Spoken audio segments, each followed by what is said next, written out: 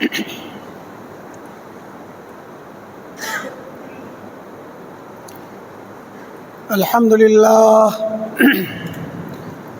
لله نحمده ونستعينه ونستغفره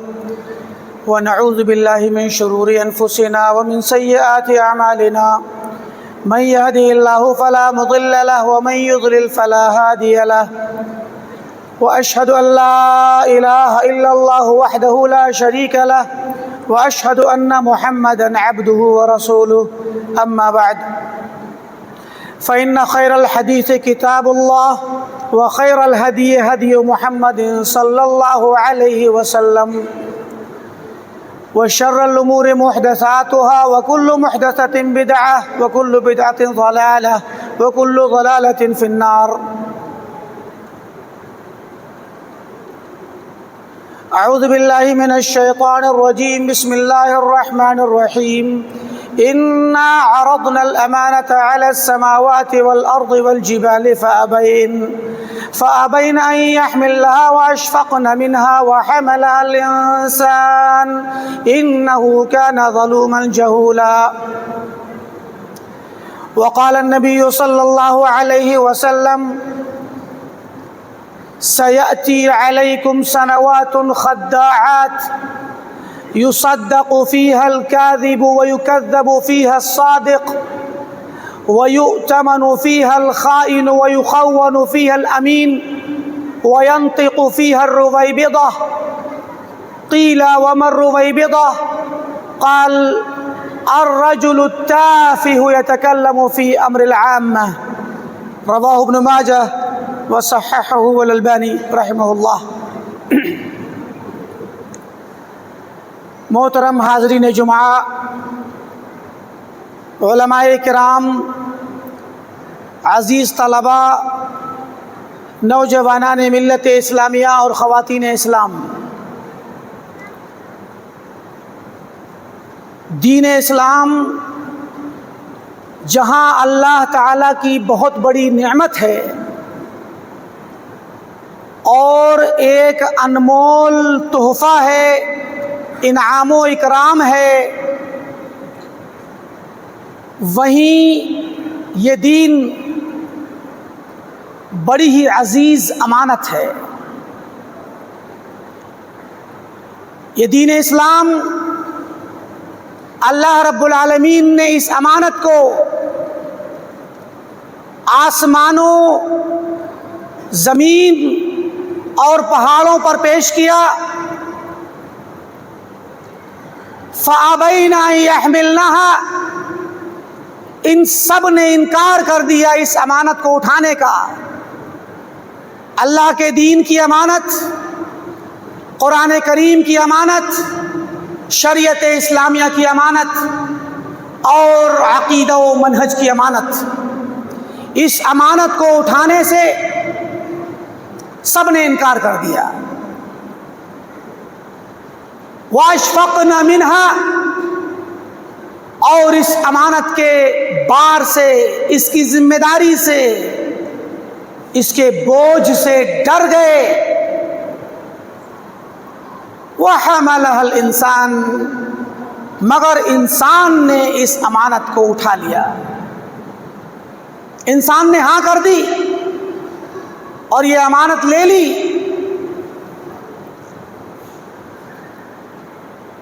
انہ کان ظلوما جہولا، یہ انسان حقیقت میں ظالم ہے اور جاہل ہے. یہ اپنے آپ پر بھی ظلم کرتا ہے اور غیروں پر بھی ظلم کرتا ہے، اور ظلم کی وجہ اس کی جہالت ہی ہے. اس کو امانت اٹھانا نہیں آئی، نہ امانت کو برداشت کرنا آتا تھا، مگر اس نے اٹھا لی. یہ بذات خود ایک ظلم ہے کہ جو کام آپ سے کرنا نہ آئے اس کام کو اٹھا لینا، اس کی ذمہ داری لے لینا، یہ بذات خود ایک ظلم ہے. کیونکہ ظلم کی تعریف اہل علم یہ کرتے ہیں وضع الشیء فی غیر محلہ، کسی چیز کو اس کی اصل جگہ پہ نہ رکھنا بلکہ دوسری کسی جگہ پہ رکھ دینا، یعنی جس چیز کا جو حق ہے جہاں پر ہونی چاہیے وہاں نہ رکھ کر کے آپ کہیں اور رکھ دیں گے تو یہ ظلم ہوگا۔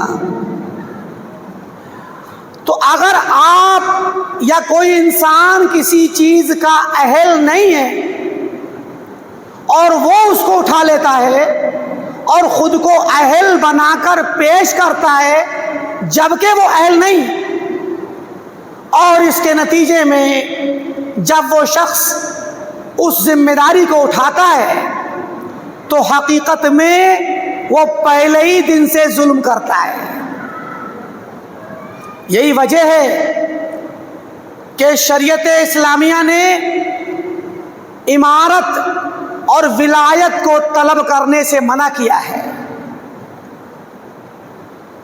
امارت اور ولایت کو طلب کرنے پر شریعت نے یہ حکم صادر کیا، فرمایا اِنَّا لَا نُوَلِّي أَمْرَنَا مَنْ طَلَبَهُ، ہمارے معاملے کو جو انسان طلب کرتا ہے ہم اسے نہیں دیتے۔ اور آپ نے فرمایا یا عبد الرحمن بن سمرہ لا تطلب الامارہ، امارت کو طلب نہ کرو، ذمہ داری کو طلب نہ کرو، ولایت کو طلب نہ کرو۔ کیوں؟ فَإِنَّكَ إِنْ أُوتِيتَهَا وُكِلْتَ إِلَيْهَا، کہ اگر تمہیں وہ مانگنے پر ملی تو اللہ تعالیٰ تمہاری مدد نہیں کرے گا، تمہارے حوالے تمہارے حال پہ چھوڑ دے گا، اور اگر تمہیں بغیر طلب کیے ملی اعنت علیہا تو تمہاری مدد کی جائے گی۔ یہاں پر شریعت نے اسی لیے منع کیا ہے کہ اگر کوئی انسان طلب کرتا ہے تو گویا وہ انسان حقیقت میں اہل نہیں ہے بلکہ اس کے اپنے ذاتی مقاصد ہیں۔ بہرکیف مراد یہ ہے کہ امانت شریعت اسلامیہ میں بہت بڑی اہمیت رکھتی ہے۔ اللہ رب العالمین نے امانت کے متعلق اس آیت کریمہ میں بہت بڑی بات بیان کی ہے کہ دین کی امانت آسمانوں نے نہیں قبول کی، زمین نے قبول نہیں کی، پہاڑوں جیسی مضبوط مخلوق نے قبول نہیں کی، مگر انسان نے قبول کر لی۔ اور امانت کے متعلق اور بھی شریعت اسلامیہ میں نصوص ہیں۔ اللہ رب العالمین نے فرمایا ان اللہ یامرکم ان تؤدوا الامانات الی اہلہا، اے لوگو اللہ تعالیٰ تمہیں حکم دیتا ہے کہ تم امانتوں کو ان کے جو اہل ہیں جن کی وہ امانتیں ہیں، چاہے پہلے سے بطور استحقاق کہ کسی نے آپ کے پاس امانت رکھ دی ہو تو اس کا حق واپس کرو، اور اگر کوئی امانت ایسی ہے جو ابھی تو اس کی نہیں لیکن وہ حقدار ہے کہ اس کو دی جائے، خاص کر امارت کے مسائل، امامت کے مسائل، ولایت کے مسائل اور ذمہ داریوں کے مسائل، اگر کوئی شخص ذمہ دار ہے اور وہ اس کا اہل ہے کہ اس کو ذمہ داری دی جائے تو واقعی یقیناً اس کے لیے حکم ہے کہ اس کو وہ ذمہ داری دی جائے۔ اور یہی وجہ ہے کہ پیارے نبی صلی اللہ علیہ وسلم نے ارشاد فرمایا اذا ضیعت الامانۃ فانتظر الساعۃ، جب امانت ضائع کر دی جائے تو قیامت کا انتظار کر لو۔ لوگوں نے پوچھا یا رسول اللہ وَكَيْفَ إِضَاعَتُهَا، امانت کو ضائع کرنے کا کیا مطلب ہے، کیسے ہوگی؟ فرمایا اذا وُسِّدَ الْأَمْرُ إِلَى غَيْرِ أَهْلِهِ فَانْتَظِرِ السَّاعَةَ، کہ جب امر کو، کسی بھی معاملے کو، چاہے وہ بڑا معاملہ ہو یا چھوٹا معاملہ ہو، امامت اور ولایت اور خلافت کے مسائل ہو یا چھوٹی سے چھوٹی ذمہ داری کا مسئلہ ہو، اگر معاملہ اس کے اہل کے بجائے کسی نااہل کو دے دیا جائے، تب قیامت کا انتظار کر لو، امانت ضائع ہو چکی۔ امانت کے متعلق اللہ رب العالمین نے اہل ایمان کی صفات میں بتلایا، والذین هم لأماناتهم وعہدہم راعون، کہ وہ لوگ جو اپنی امانتوں کو اور اپنے عہد و پیمان کو اس طریقے سے اس کی حفاظت کرتے ہیں کہ ضائع نہیں ہونے دیتے بلکہ اس کی رعایت کرتے ہیں، اس کی رعایت کرتے ہیں۔ اور اسی کے مطابق پیارے نبی صلی اللہ علیہ وسلم کی حدیث آئی کہ لا ایمان لمن لا امانت لہ ولا دین لمن لا عہد لہ، اسی الفاظ کو لے کر کے کہ اماناتہم وعہدہم، لا ایمان لمن لا امانت لہ، کہ اس شخص کے پاس ایمان نہیں جس کے پاس امانت نہیں۔ جو شخص امانت کی حفاظت نہیں کر سکتا وہ ایمان والا نہیں، اور جو اپنے عہد کی، اپنے پیمان کی، اپنے میثاق کی، اپنے وعدے کی پابندی نہیں کر سکتا، اس کی حفاظت نہیں کر سکتا، اس کے پاس کوئی دین نہیں۔ یہ پیارے نبی صلی اللہ علیہ وسلم کی اس آیت کے لیے تفسیر ہے۔ اور آپ نے مزید فرمایا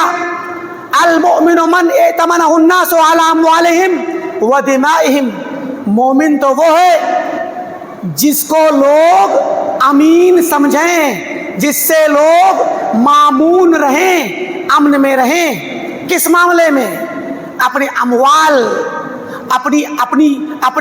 اپنی جانوں اور اپنے خونوں کے متعلق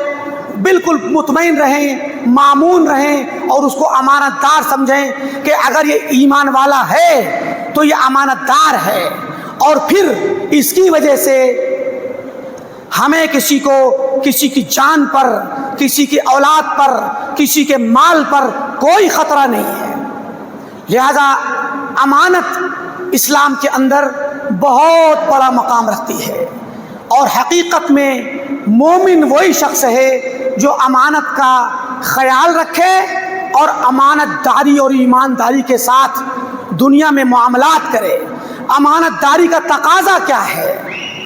اس امانت کی اہمیت کو جاننے کے بعد ہمیں امانت داری کا تقاضا سمجھنا ہوگا، تاکہ ہم اپنی زندگی میں اور اپنے معاملات میں، اپنے تمام تصرفات میں امانت کو ٹھیک سے لاگو کر سکیں، اپلائی کر سکیں، اور اس کے نتیجے میں اہل ایمان کی صفات کو، بلکہ ایمان کو پورے طور پر حاصل کر سکیں اور ایمان والے قرار پائیں۔ اب آئیے دیکھتے ہیں کہ امانت کا کون کون سا دائرہ ہے، امانت کا دائرہ کہاں کہاں ہے۔ سب سے پہلے ایک شخص کو مسلمان مانیے کہ ایک شخص جو مسلمان ہے، چاہے وہ پرانا اور پیدائشی مسلمان ہو یا نیا مسلمان ہو، کوئی بھی شخص جو مسلمان ہے وہ کلمہ پڑھتا ہے، کلمہ توحید پڑھتا ہے، لا الہ الا اللہ محمد رسول اللہ پڑھتا ہے، اور اس بات کی گواہی دیتا ہے کہ اللہ تعالیٰ کے سوا اس کائنات میں کوئی بھی ہستی عبادت کے لائق ہی نہیں۔ یہ کلمہ ایک امانت ہے، یہ توحید کا اقرار ایک امانت ہے۔ یوں ہی کلمہ پڑھ لینا اور کلمے کے مقتضیات کو، اس کے تقاضے کو، اس کے مطالبات کو نہ سمجھنا، اور اپنی زندگی یوں ہی جہالت میں، شرک و بدعات میں، اور اللہ کے خلاف، رسول کے خلاف، دین اسلام کے خلاف اور دین کی تعلیمات کے خلاف گزارنا، چاہے وہ غیر اللہ کے سامنے سجدہ کرنا ہو، غیر اللہ کے سامنے ہاتھ پھیلانا ہو، غیر اللہ کے سامنے جھکنا ہو، اور اس سے اپنی مرادیں مانگنا ہو، یہ سارے کے سارے مظاہر شرک ہیں۔ اور جو شخص شرکیہ مظاہر میں گرفتار ہوتا ہے، جو شرک کا ارتکاب کرتا ہے وہ شخص امانت دار نہیں ہے، اس نے توحید کی امانت کو اپنے سینے میں محفوظ نہیں رکھا، اس نے توحید کی امانت کو ضائع کر دیا، اس نے عقیدے کی امانت کو ضائع کر دیا، اس نے دین کی امانت کو ضائع کر دیا۔ جس نے توحید کی امانت کو ضائع کر دیا وہ اور کون سی امانتوں کو خیال رکھے گا؟ کون سی امانت کا خیال رکھے گا؟ کون سی امانت کو پورے طور پر ادا کرے گا اور دوسری جگہ خیانت نہیں کرے گا؟ جان لیجئے کہ جو توحید میں امانت دار نہیں وہ دنیا کے کسی معاملے میں امانت دار نہیں ہو سکتا۔ جس شخص نے محمد رسول اللہ صلی اللہ علیہ وسلم پڑھ کر کے رسول اللہ کی اتباع، رسول اللہ کی اطاعت کا اعلان کیا اور اس کے بعد اس لفظ کو، اس کلمے کو، اس کے معانی و مطالب کو، اس کے تقاضوں کو بھلا کر کے پسے پشت ڈال دیا اور چلا اپنے اماموں کی پیروی کرنے، اپنے علماء کی تقلید کرنے اور اپنے مشائخ، اپنے بزرگوں اور اپنے بڑوں اور بزرگوں کی تقلید میں دین اسلام کو، سنت نبوی کو پیچھے چھوڑ دیا۔ سنت نبوی کی کوئی حیثیت نہیں رہی اور حدیث آنے کے بعد، حدیث نبوی سننے کے بعد اس کے کان پر جو نہیں رینگی، اس کے دل کے اندر جنبش نہیں ہوئی، اس کو یہ اندازہ نہیں ہوا کہ اگر میرے نبی کی حدیث آئی ہے تو میرے نبی کا حق ہے کہ میرے نبی کو سب سے پہلے، ساری دنیا کے انسانوں سے پہلے رکھا جائے اور آپ کی بات کو سب پر مقدم کیا جائے۔ یہ ایمان کا تقاضا ہے، یہ اس کلمے کی امانت کا تقاضا ہے۔ لہذا اتباع نبوی، اتباع سنت نبوی اور پیارے نبی صلی اللہ علیہ وسلم کی سنت کی پیروی کرنا یہ کلمے کا تقاضا ہے اور اس امانت کا تقاضا ہے۔ اور اس کے بالمقابل، اس امانت کے بالمقابل، اس اتباع رسول کے بالمقابل غیروں کی بات ماننا، رسول کے علاوہ دیگر کو اپنے دین کا ذمہ دار بنانا، ان کی پیروی کرنا، ان کی تقلید کرنا، اندھی تقلید کرنا، یہ امانت داری کے خلاف ہے، یہ اس کلمے کی امانت کے خلاف ہے، اللہ تعالیٰ کے حکم کے خلاف ہے، اللہ کے رسول کے حکم کے خلاف ہے اور اطاعت رب اور اطاعت رسول کے خلاف ہے۔ اسی طریقے سے پیارے نبی صلی اللہ علیہ وسلم نے ارشاد فرمایا کہ اِنَّهُ مَن يَعِشْ مِنْكُمْ، کہ تم میں میرے بعد جو زندہ رہے گا، فَسَيَرَى اخْتِلَافًا كَثِيرًا، تو بہت سارے اختلافات دیکھے گا، بہت سارے اختلافات اس دنیا میں دیکھے گا۔ تو اس وقت کیا کرنا ہوگا؟ علیکم بسنتی وسنت الخلفاء الراشدین المہدیین من بعدی، کہ تم پر لازم ہوگا کہ تم میری سنت کو مضبوطی سے پکڑو اور میرے بعد میرے جو خلفاء آئیں گے ان کی سنت کو مضبوطی سے پکڑو۔ لہذا ایسے ہی آپ نے اور فرمایا کہ بہت سارے فرقے جب نکلیں گے، 70 سے زائد 72 اور 73، ان میں سے ایک ہی جماعت اور ایک ہی فرقہ حق پر قائم رہے گا جو اللہ تعالیٰ کی مدد یافتہ ہوگا اور بقیہ سب کے سب جہنم کے مستحق ہوں گے۔ تو آپ نے فرمایا تھا سوال کے جانے پر کہ وہ کون ہوں گے، تو آپ نے فرمایا ہیا ما انا علیہ واصحابی او ما کان علی مثل ما انا علیہ اليوم واصحابی، کہ یہ وہ جماعت ہوگی جو اس طریقے پر ہو جس پر آج میں ہوں اور میرے صحابہ ہیں۔ تو صحابہ کرام کا طریقہ، صحابہ کرام کا منہج، صحابہ کرام کی سنت اور صحابہ کرام کا ایمان اسلام میں، شریعت میں، اللہ کے یہاں، اللہ کے رسول کے یہاں ایک نمونہ ہے، ایک کسوٹی ہے، جانچ پڑتال کا طریقہ ہے۔ یہی وجہ ہے کہ اللہ رب العالمین نے ارشاد فرمایا فَإِنْ آمَنُوا بِمِثْلِ مَا آمَنْتُمْ بِهِ فَقَدْ اهْتَدَوْا، اگر یہ لوگ ایمان لے آئیں بِمِثْلِ مَا آمَنْتُمْ بِهِ، اے میرے نبی کے صحابہ تمہارے جیسا ایمان، تمہارے ایمان کی طرح ان کا ایمان ہو، فقد اہتدوا، تو یہ ہدایت یافتہ کہلائیں گے۔ تو صحابہ کرام کا ایمان اور صحابہ کرام کا طریقہ، صحابہ کرام کا منہج، یہ ایک نمونہ ہے، ایک کسوٹی ہے، جانچنے کا پیمانہ ہے۔ صحابہ کرام کا طریقہ اور منہج آتی دنیا اور قیامت تک آنے والی اس انسانیت کے لیے ایک رہنما اصول ہے۔ تو اب اگر کوئی انسان صحابہ کرام کے منہج کو چھوڑ کر اپنے بزرگوں کے منہج پر چلے گا، اپنے علماء کے منہج پر چلے گا، یا بدعت پر چلے گا، منمانی کرے گا، تو حقیقت میں وہ اس امانت میں خیانت کرتا ہے جو امانت ہمیں عطا کی گئی ہے۔ اب یہ تو ہو گئی عام بات، لیکن اگر کوئی انسان ایسا بدبخت آئے، ایسا ظالم آئے جو صحابہ کرام کے منہج پر چلنے کے بجائے صحابہ کرام ہی پر طعن کرنے لگے، صحابہ کرام ہی کو غلط ٹھہرانے لگے،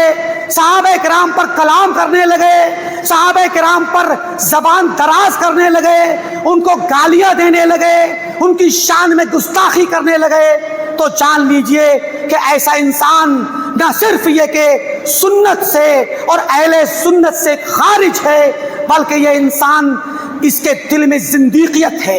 اس کے دل کے اندر الحاد ہے، اس میں سنت کی دشمنی ہے، اس میں اس کلمے کی دشمنی ہے، اور صحابہ کرام کے خلاف اس کے دل کے اندر گندگی بھری ہے۔ اہل علم نے، اہل سنت نے اس بات پر اجماع کیا ہے، سارے اہل سنت کے علماء، سارے اہل سنت کے عوام اس بات پر متفق ہیں کہ صحابہ کرام سارے کے سارے عدل والے اور دین والے، معتدل یعنی عدالت والے، اور اس بات پر کہ وہ سب کے سب عدول ہیں، سب کے سب نیک ہیں، سب کے سب اللہ کے یہاں مقبول ہیں، سب کے سب اللہ تعالیٰ کے برگزیدہ ہیں، سب کے سب اللہ اس کے رسول کے ایسے پسندیدہ ہیں کہ جن کے لیے اللہ نے وعدہ کیا ہے جنت کا، خوشخبری دی ہے جنت کی۔ مجموعی طور پہ سارے صحابہ کے لیے وہ، اور صحابی وہی ہے جو اللہ کے نبی کے زمانے میں، آپ کے اسلام لانے کے بعد آپ سے جس نے ملاقات کی یا آپ کو دیکھا اور اسلام پر ہی اس کا انتقال ہوا۔ لہذا یہ اہل سنت والجماعت کا متفقہ اور غیر اختلافی مسئلہ ہے۔ یہی وجہ ہے کہ ایک مرتبہ ایک شخص نے عمر بن عبدالعزیز رحمۃ اللہ علیہ کے سامنے معاویہ رضی اللہ تعالیٰ عنہ کو برا بھلا کہہ دیا، تو اہل علم کہتے ہیں کہ عمر بن عبدالعزیز کی تاریخ رہی ہے کہ انہوں نے اپنی تاریخ میں اور اپنے دور خلافت میں کبھی کسی کو نہیں مارا مگر اس شخص کو کوڑے سے مارا جس نے معاویہ رضی اللہ تعالیٰ عنہ کو گالی دی۔ ایک شخص نے آ کر عبداللہ بن مبارک کے سامنے کہا، سوال کر دیا کہ معاویہ افضل ہیں یا عمر بن عبدالعزیز، کیونکہ آپ جانتے ہیں کہ عمر بن عبدالعزیز رحمۃ اللہ علیہ کا ایک بہت بڑا مقام ہے، ان کی سیرت بڑی اچھی ہے، مقبول ہے، بلکہ بعض لوگوں نے تو ان کو خلیفہ راشد تک کہا ہے۔ تو عمر بن عبدالعزیز کی سیرت سے متاثر ہو کر کسی شخص نے سوال کر دیا عبداللہ بن مبارک سے، تو کیا فرمایا عبداللہ بن مبارک نے؟ اللہ کی قسم، معاویہ کی ناک میں جانے والی گرد جو اللہ کے رسول صلی اللہ علیہ وسلم کے ساتھ جنگ میں نکل کر کے گھوڑوں کی ٹاپوں سے اڑنے والی گرد جو معاویہ کی ناک میں گئی، وہ غبار عمر بن عبدالعزیز جیسے سینکڑوں سے افضل ہے۔ تم عمر بن عبدالعزیز سے ایک صحابی رسول کا مقابلہ کرتے ہو؟ اور اہل علم نے کہا کہ معاویہ یہ صحابہ کا پردہ ہے، اگر کوئی شخص معاویہ پر کلام کرتا ہے اور معاویہ رضی اللہ تعالیٰ عنہ پر طعن و تشریح کرتا ہے تو وہ شخص حقیقت میں اس پردے کو چاک کرتا ہے، اور اس کے بعد دیگر صحابہ کرام پر کلام کرنا آسان ہو جاتا ہے اس کے لیے۔ معاویہ دروازہ ہیں صحابہ کرام کا، اگر کوئی اس دروازے میں داخل ہوا تو اس کے لیے دیگر صحابہ پر کلام کرنا بائیں ہاتھ کا کام ہوگا۔ لہذا اہل سنت والجماعت اپنے لیے صحابہ کرام کو معصوم نہیں سمجھتے، ان کو رسول کے درجے پہ نہیں رکھتے، اللہ کے درجے پہ نہیں رکھتے، نعوذ باللہ۔ وہ انسان ہیں، صحابہ انسان ہیں، ان سے غلطیاں ہو سکتی ہیں، ان سے غلطیاں اجتہادی طور پر ہوئی بھی ہوں گی، لیکن ان کا ایمان، ان کی خدمات اللہ کو اور اس کے رسول کو اتنی پسند آئی کہ اللہ تعالیٰ نے سب کو بخش دیا اور سب سے رضی اللہ عنہم ورضوا عنہ کا خطاب دیا۔ اور اللہ رب العالمین کو معلوم تھا کہ یہ لوگ آگے چل کر کے ان کے درمیان اختلافات بھی ہوں گے، ان سے اجتہادی غلطیاں بھی ہوں گی، اس کے باوجود اللہ رب العالمین نے ان کو جنت کا پروانہ دیا۔ لہذا اگر کوئی شخص صحابہ کرام کی سنت پر نہ چلتے ہوئے صحابہ کرام پر کلام کرتا ہے تو امانت میں خیانت کرتا ہے، وہ شخص اہل سنت والجماعت کے اس عقیدے میں خیانت کرتا ہے، وہ خائن ہے صحابہ کرام کے اس عقیدے پر، اور اہل سنت والجماعت کے عقیدے کے سلسلے میں خائن ہے وہ شخص جو صحابہ پر کلام کرے، صحابہ کی توہین کرے، ان کی شان میں طعن و تشریح کرے۔ لہذا ضرورت اس بات کی ہے کہ ہم امانت کا خیال رکھیں اور ہم اس ایمان کو، اس عقیدے کو، اس منہج کو، اس طریقے کو ایک امانت کی طرح اٹھائیں اور امانت کی طرح اس کو پہنچائیں۔ پوری دنیا کو بے وقوف سمجھنا اور سارے مسلمانوں کو بے وقوف سمجھنا، انہیں احمق گرداننا اور اپنے ذاتی مقاصد کے لیے صحابہ پر کلام کرنا، احادیث میں طعن و تشریح کرنا، احادیث کی معنویت پر اپنی عقل کے گھوڑے دوڑا کر کے اپنی فلسفے کی چھری چلانا اور حدیثوں کو بے معنی کر کے انہیں رد کرنا، حقیقت میں یہ امانت میں خیانت ہے۔ یہ ایمان، یہ اسلام، یہ قرآن، یہ حدیث، یہ صحابہ، یہ عقیدہ، یہ منہج، یہ سب امانت ہے ایک مسلمان کی گردن میں، اور خاص کر ان لوگوں کی جو علم کا دعویٰ کرتے ہیں۔ اللہ رب العالمین سے دعا ہے کہ اللہ تعالی ہم تمام کو صحیح طریقے سے دین اسلام پر قائم و دائم رکھے۔ اللہ تعالی ہمیں اسلام کی امانت کی حفاظت کرنے کی توفیق دے، جب تک اس دنیا میں رہیں امانت دار رہیں، جب ہمارا خاتمہ ہو تو ایمان کی امانت پر ہو، توحید و سنت پر ہو۔ وآخر دعوانا الحمدللہ رب العالمین۔ بارک اللہ لی ولکم فی القرآن العظیم ونفعنی وإیاکم بالآیات والذکر الحکیم، انہ تعالی جواد کریم ملک بالرؤوف الرحیم۔